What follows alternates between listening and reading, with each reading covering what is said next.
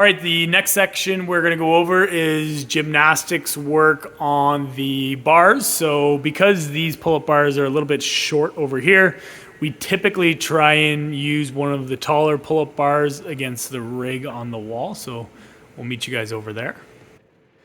All right, so this is typically the corner of the rig that I use when I teach beat swings and toes to bar. Reason being, these two pull-up bars are very similar in height. And that way I can have one and I can face the person, and so we each kind of have one to work on. They're also not too high, like I can reach it from, I'm 5'7", I can reach it from standing here.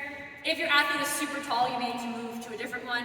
If your athlete is shorter, you may need to go to the far end, because the far end has even shorter pull-up bars.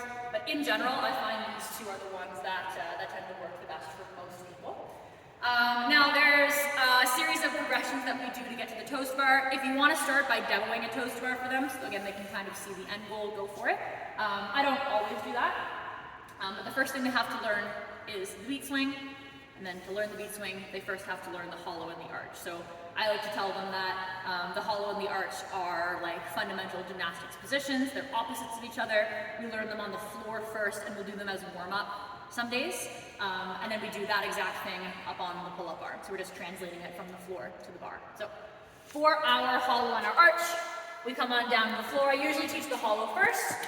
Hollow body is the front side of your body working hard, so your abs, your hip flexors, all the anterior side. And we start from level 0.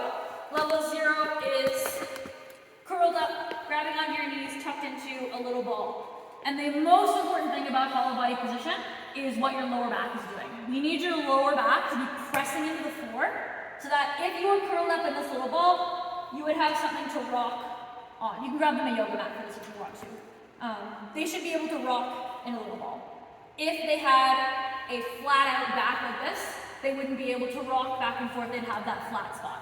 So very important for them to get curled up so that they can rock. Level 1 is to release the arms, maintaining the core tension and maintaining the round back in the floor like this. They should still be able to rock. If that's too easy, then you would have them slowly extend one leg or put an arm back over their head. And basically the longer you extend yourself, the harder it is, the more kind of pressure gets put on your core. We need to keep your lower back on the ground. If they get to a point where they're extended, but now they have a flat spot on their back and they can no longer rock, it means we've gone too far. I need to take it back a step, curl back in a little bit more so that you can rock. At this point, I don't really care how far extended they get. I just want them to learn what it should feel like and what it should not feel like. So very important that we have the rounded back and not the flat back. Especially if they're detrained, this is going to be very, very taxing on their core, so make sure you give them breaks because it's a pretty intense movement if you have them doing it for like 30 seconds or like a full minute of just trying it. So give them some rest, make sure they know what it should feel like, watch them as well, see if you can see a gap under the back or if they've got good rounding.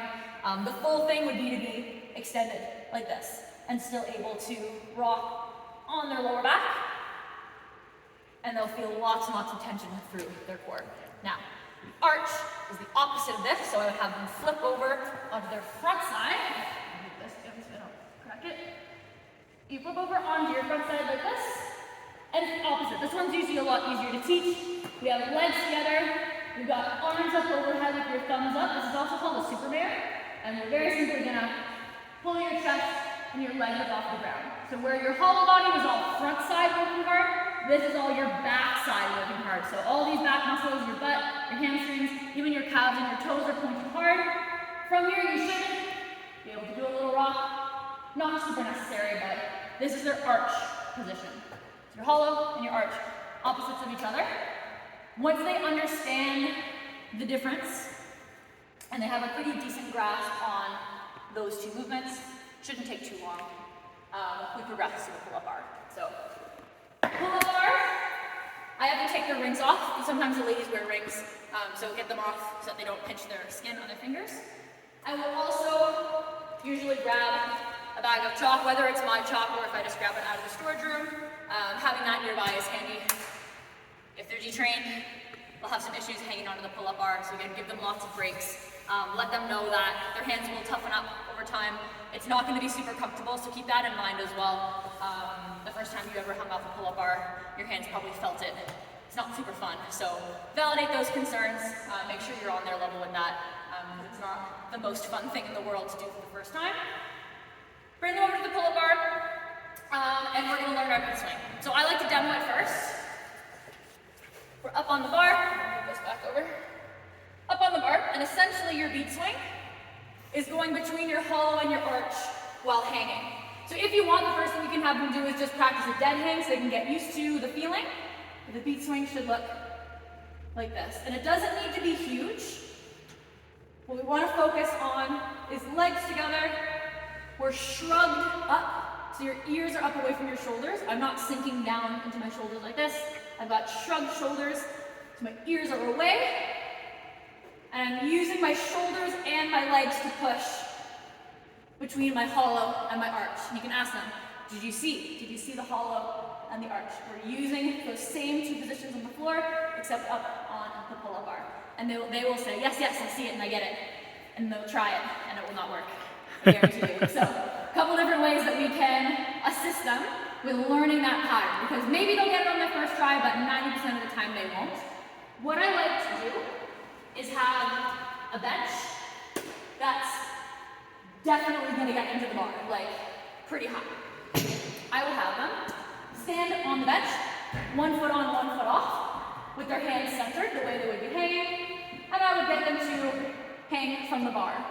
Arms are fully extended, my body weight is in my hands, my foot is off the floor, and my other foot is on the bench. Now this is a really great way to teach them the rhythm. Hollow, arch.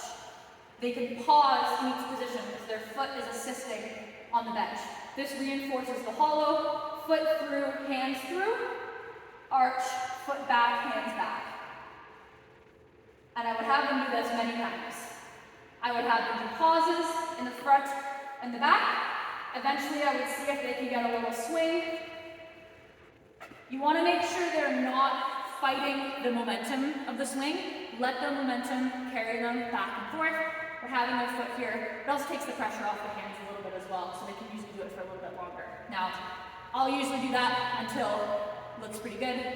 Then I'll have them hop up to the bar with no bench, and we would kind of go from there. So sometimes people pick it up quicker than others. I've had some people not get it at all in their first sessions, and we try it again in a later session. So lots of different abilities there. But once they have their beat swing, you can mention that, we do that in warm-up a lot. You'll get very used to it because we do it almost every time there's pull-up bar in the workouts. We do it pretty often. And we use the beat swing in other movements. So it's an important fundamental thing to learn. One thing that we are going to use the beat swing for is the toast bar. Toast bar is a very advanced movement. We have many people who have been working on toast bar for a year, year and a half, 2 years, who still kind of struggle with the rhythm of it. So let them know it's a very, very advanced technique, and not to get too frustrated if they can't get it on their first try, because they probably won't. Toast bar is your swing, getting your toes all the way up to the bar. It's an ab and shoulder and lat exercise. Lots of scaling options for this. The first one I teach them is the kipping knee raise. Kipping is just in reference to swinging. Kipping means swinging. We hang from the bar. We do our feet swings. And we add a knee raise. This is a really common option you'll see a lot of people in class doing. And it's basically a big feet swing. In the hollow body, you're adding the knee drive. And that just starts to incorporate the abs a little bit. If that's too easy, you can make it a kipping straight leg raise with a straight leg. We'll just bring more hip flexors into it, a little bit harder. And if they want to, they can try a full toast bar, which is basically just a huge, giant beat swing where you're driving your toes up and touching the bar. So, a couple different options you can teach them from there again. Play off the athlete. You know what their ability level kind of is at this point, so you can take it as advanced or as easy as you need it. You can also mention if you wanted to toaster rings, and that's when you do that, except on the rings, where you get your toes up like that. That's an option that's become really popular with a lot of our athletes. A lot of people have been enjoying those lately, so if they want to give that a try, they want to do that too.